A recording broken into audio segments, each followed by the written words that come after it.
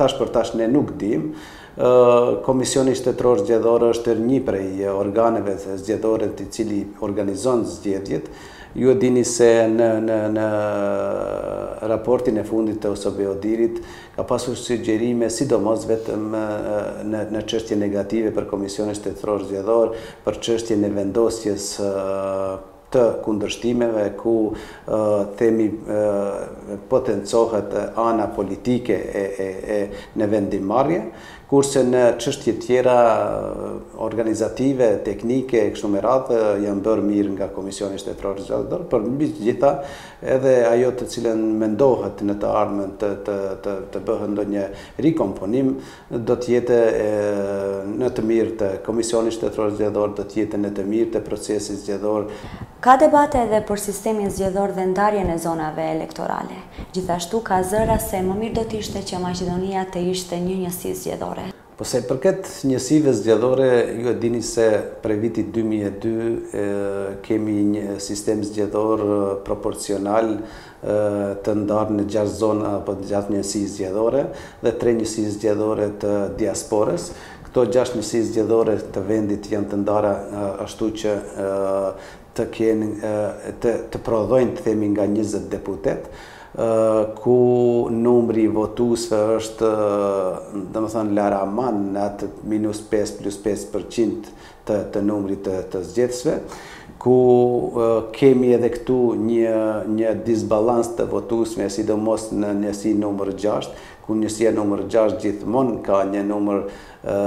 të themi në kufirin e lejushët në krahasim me njësi zgjedhore dhe këtu kemi diku mbi 25.000 votues me shumti nga njësitë zgjedhore 3 dhe 4, ku përbërja është atje me tepër maqedone, kurse tene është me tepër shqiptare apo heterogjene. Ky sistem, domethënë, është i sprovuar deri tash me listat e mbyllura, sistemi proporcional listat e mbyllura. Është debat në të cilën kemi pasur rastin të kyçimi në ato debate, e sidomos për të kemi në të ardhmen listat të hapura të themi, ku janë të sprovuara në Kosovë, po edhe në Bosnë e Hercegovinë dhe në vende tjera ku praktikohet kjo lloj sistemi me listat e hapura, me të cilët mendohet se ky sistem është në avantazh në aspektin e cilësisë së deputetëve të cilët fitojnë. Dje nuk u mbajt mbledhja e grupit të punës për pakon e ligjeve zgjedhore. Mendoni se me këtë temë do të mund të mbahen zgjedhjet me 24 prill, sikurse është parashikuar? Nga marrëveshja të cilën është nënshkruar nga përfaqësuesit politik dhe nga komisari Han në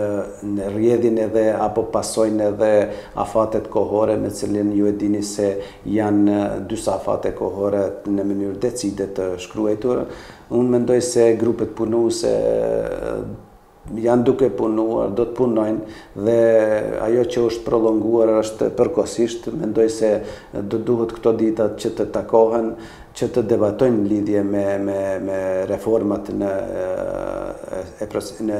zgjedhjeve, por do të vazhdojnë me siguri edhe për çështje tjera të cilat janë të parapara në vetë marrëveshjen. Në këtë drejtim unë mendoj se gjithë partitë politike do të grumbullojnë ekspertat e tyre që kanë në përbërjet e tyre për proceset zgjedhore dhe me siguri që kjo javë do të jetë java e debatit në lidhje me këtë çështje dhe me siguri që do të gjenden edhe pikat e përbashkëta me të cilët do duhet të dalin dhe pastaj duhet të pasojnë ndryshimin dhe plotësimin e kodit zgjedhor.